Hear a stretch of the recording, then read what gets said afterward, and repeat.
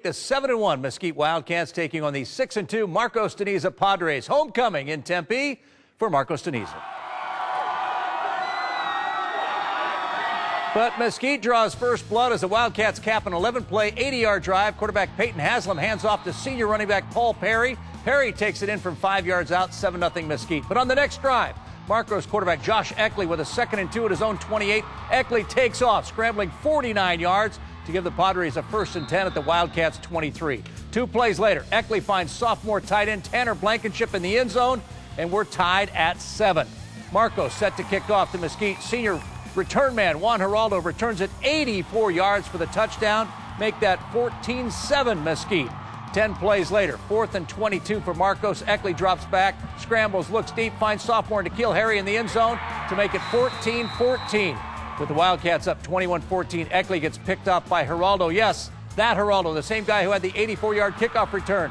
Mesquite with a 1st and 10 at the 14, and Haslam lays it up to Jordan Robinson, and the Wildcats take a 28-14 lead into halftime. Mesquite spoils homecoming. They beat Marcos 47-28. In Scottsdale, the 9th-ranked Higley Knights looking for their 8th win of the season as they take on the 2nd-ranked Saguaro Sabercats. And we start this one with our play of the day.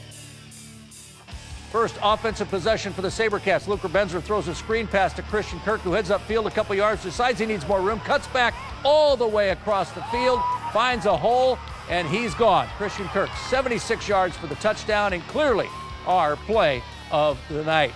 The Sabercats so well-rounded on offense. Next possession, Rebenzer decides to take it in himself. Luke on the QB draw from 4 yards out. Higley offense looking good, though, early on. Tyler Bloom with a perfect pass to Nick Colson for the 21-yard TD, but Saguaro goes on to win big over Higley, 55-28.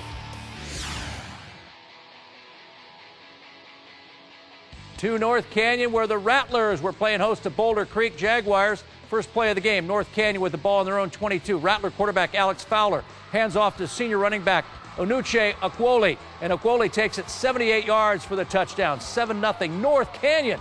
But the Jaguars answer back on their first play of the game with the ball on their own 43. Sophomore quarterback Gunther Johnson hands off to Matt Kautzman, and the senior running back takes it 57 yards for the score. That makes it 7-7. With 5:25 to play in the first, Johnson hands off to Blake Dawson, and Dawson fakes out everybody, including our camera guy. 53 yards for the touchdown, and Boulder Creek takes a 14-7 lead. Boulder Creek gets the win 19-7. In Tucson, the 8th-ranked Saguaro Cougars taking on the Sunnyside Blue Devils. Saguaro in control from the outset, with the Cougs leading 24-10 in the third. Quarterback Laramie Brown hits Shyrod Holton for the 66-yard touchdown, and the Cougars lead it 30-10. They add another one in the fourth, and the Saguaro Cougars get the win 37-10, your final. Well, Todd Graham making a big entrance to the Cactus Shadows Chaparral game, getting choppered in after watching the first half of the Saguaro game. Senior night for the Firebirds, and they did not disappoint. The Firebirds take a 44-6 halftime lead, come out in the second half looking for more. Elijah Castro gives Chaparral great field position, and then 3 plays later, quarterback Chandler Fox fakes the handoff, rolls out, and he gets in easily. The Firebirds win big, 54-6. Well, the Gilbert Christian Knights are 9-0 under Coach Larry Kane and in possession of the number 2 seed as the Division 6 playoffs get started. Set, go. Nice and easy, nice and easy. When it gets right down to it, Coach Kane has a simple explanation for why the Knights have been able to cut through the competition this season. It goes back to the kids' commitment to the football program and for this program to build, and I think it has a lot to do with their conditioning and again, just their overall commitment to the program.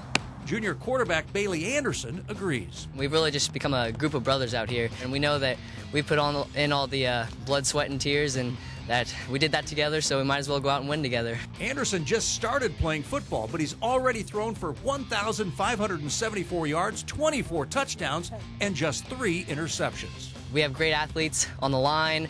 I have a great wide receiver core, great running backs. I mean, it's just been a great bunch of fun. Go!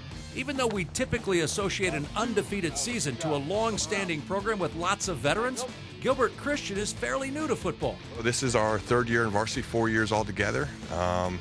We've just done a really good job with it, and the kids have really committed, and we have great facilities, we have a great weight room, we have great academics, we have everything. So these kids definitely benefit from that. What you may not know is that there are just 178 kids in the entire school, and Coach Kane has just 12 healthy players off his 18-man roster. 8-man football is no different from 11-man football. It's nothing. It's the same exact game. It's no faster or anything. Only thing that's different is you have 3 less players. And then on their field, you'll see our sidelines are going to be a little bit shorter. Instead of being 53 yards, I think they're 46 yards. 8-man football is great. I mean, it's fun, it's fast, it's as a quarterback, it's kind of what you want it to be, you know? I mean, get to throw the ball around, also get to run the ball a little bit, so it's been great. Knights 03. 1, 2, 3. Nice. Hey, the number 2 seed gives the Knights a bye this week. Next Friday, they'll play the winner of the Duncan-Ray game out at Gilbert Christian.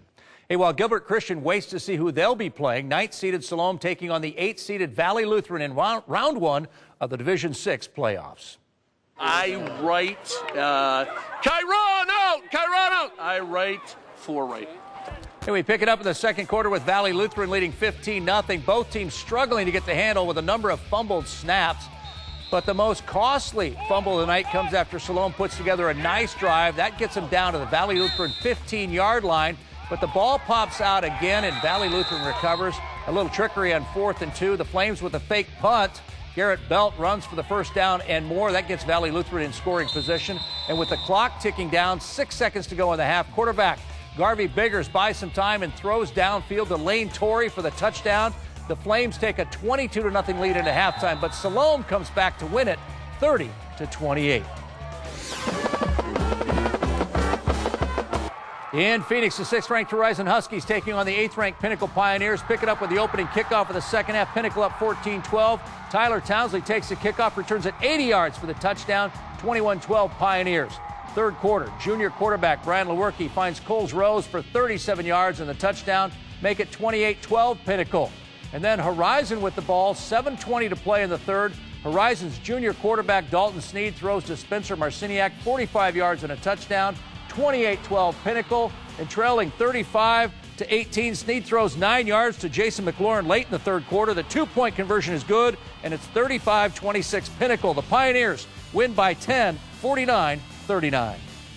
Our kids, they believe in each other. They believe in themselves. I think those early games playing against some of those East Valley schools, that battle tested us a little bit, and I think that showed in the tight game tonight.